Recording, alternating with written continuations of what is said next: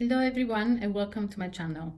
My name is Donatella Moltisanti. I'm here to introduce the archetypes and all the energy forces that we can use at this time with the first new moon in Aquarius on January 29th.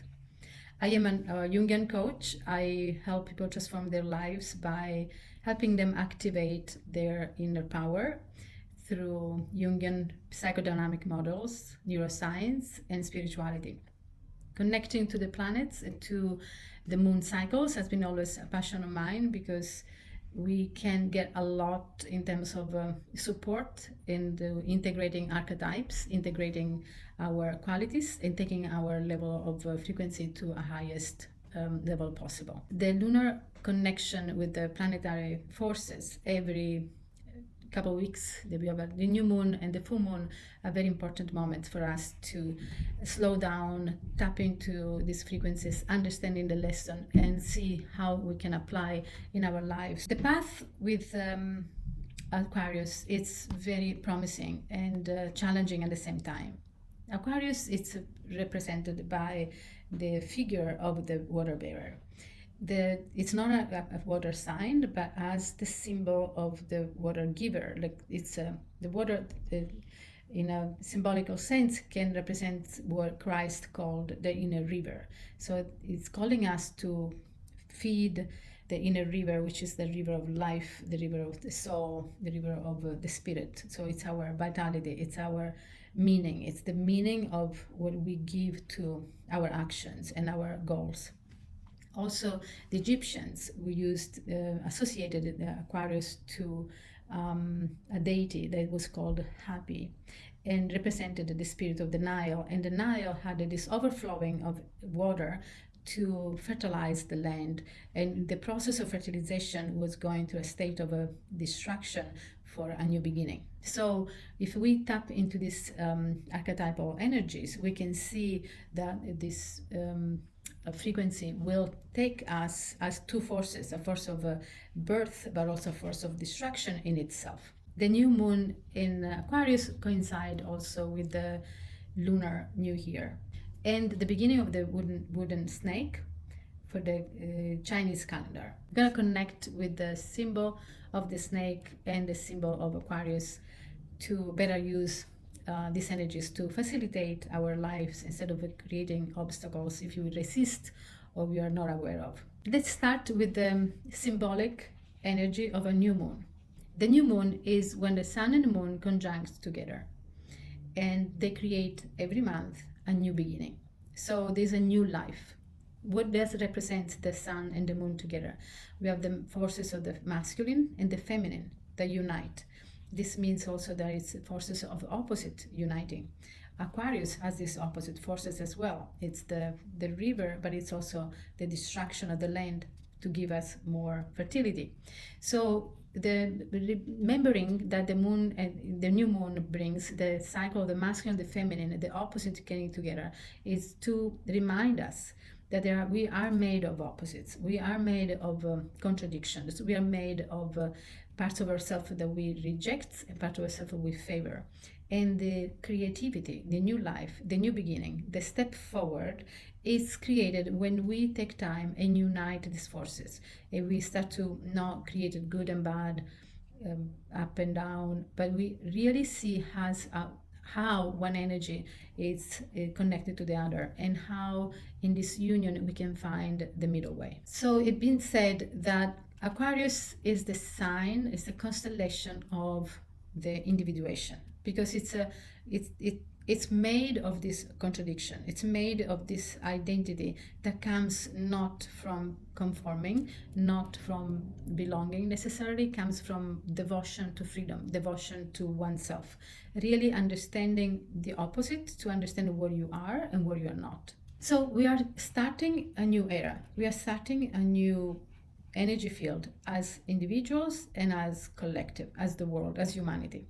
So soon after the new moon, we have the sun conjunction with Gemini and Jupiter.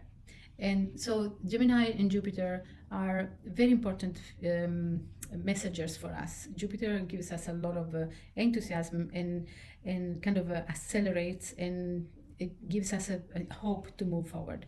Gemini and Jupiter together put us in a space of opening our minds, understanding more, looking at different perspectives, and also to be a positive perspective in spite of what's happening. A lot of distraction is happening, and it will bring the water bearer will bring a lot of distraction with the new beginning. But we need to have that positivity on a mental level to be balanced. This combination is there to make you believe that it is possible, that it's still possible to achieve a level of balance, achieve a level of success that respects others, that it's okay if we see something falling apart. We need to think that it's something better that is going to take place. A very important relationship that's happening right now in the cosmos is Uranus stationing direct in Taurus. This is something very important in terms of archetypes for us to understand and see how it's going to affect us, because Uranus is accelerating and it's shaking up Taurus. Taurus is home, it's what we know, it's comfort. And sometimes home and comfort is being an acceptance of what it is, conforming. So it's Uranus is shaking up level of conformity and getting used to what it is and not looking for the new is being shaken up. And also the sense of time and earthly plane is being accelerated. So we are really being accelerated and pushed out of our comfort zone. The new moon in Aquarius is creating a new beginning, a reset, a new start. If we resist the new start in the beginning, we're going to resist a big force that's actually going very fast. So we have to keep ourselves very grounded. We have to use Taurus to ground ourselves, and Uranus to really feel the wind, to feel what is happening, to see where is the direction we are going. Now, Uranus and Saturn are considered to be both rulers of Aquarius. But Uranus right now is really powerful for us. It has a great great because it's really shocking and pushing us forward.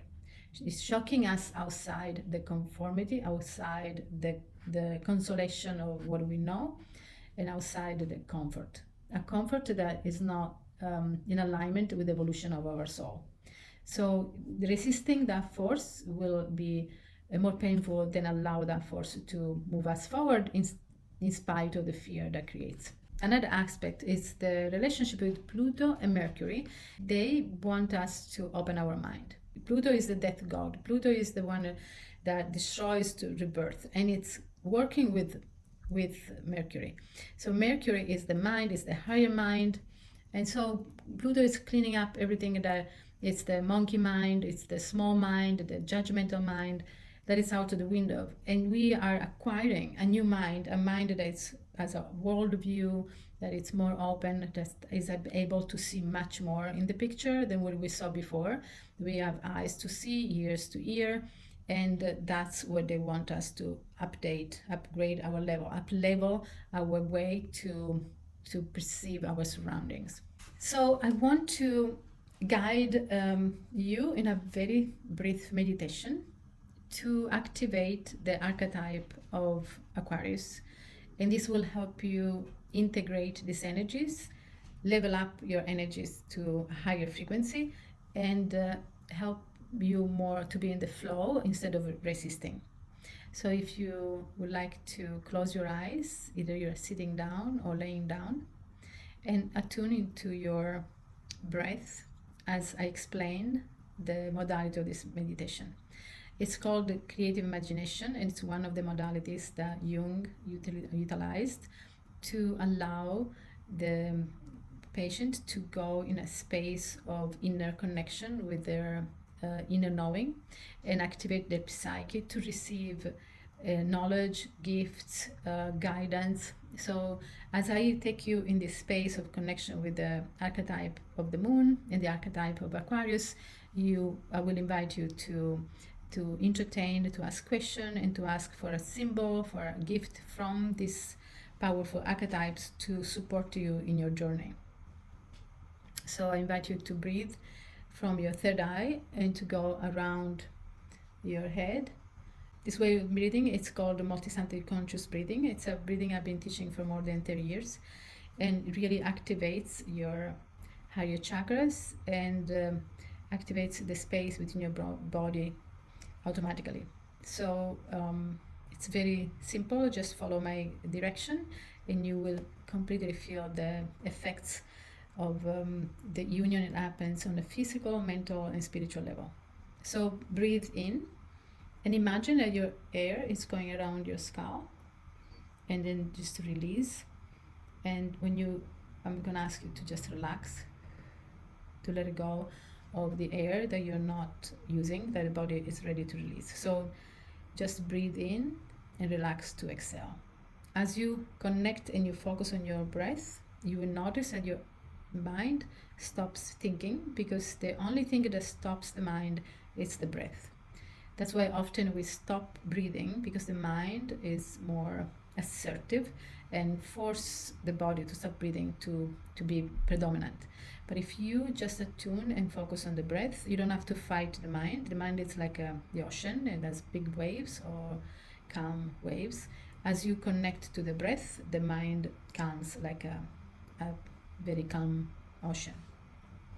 So close your eyes, connect to your breath, and I want you to really feel that you are imagine that you are in a place that it's kind of futuristic, something that, how you can imagine something like a city that can look in the future.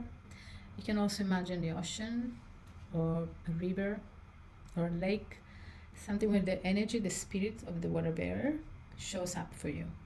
So imagine there's a figure that comes from far away, and this silhouette is the archetype of Aquarius, and it's coming towards you. You can allow it to come very close, or you can stop it at the distance that it feels comfortable to you. And when you see this silhouette, you can ask questions, but also keep in mind to recognize the way it's making you feel. There's a lot of knowledge that comes with this figure. There's an inner sense of freedom, understanding what is freedom, when it's rebelliousness for the sake of it. The true freedom goes very deep. So can make you be aware of a concept, of ideas, of sensations that are very present in your life, but you're not aware of.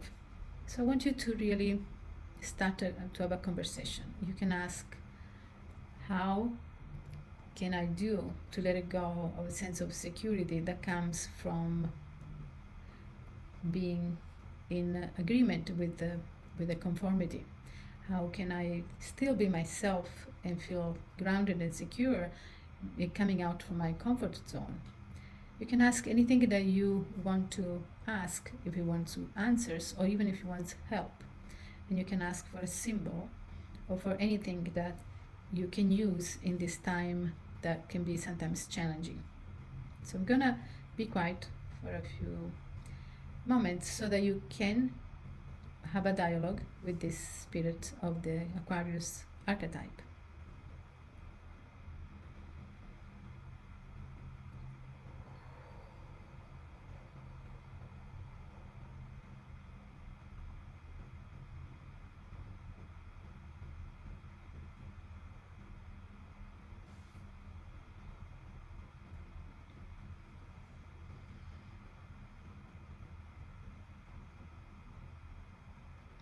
As you get used to this presence, know that the energies that are around you and that you will face at this time, it's energy of ideas, a sense of humor, being unique, having vision of the future, having vision of who you can become, a clear vision of who you are today and what is it you need to develop.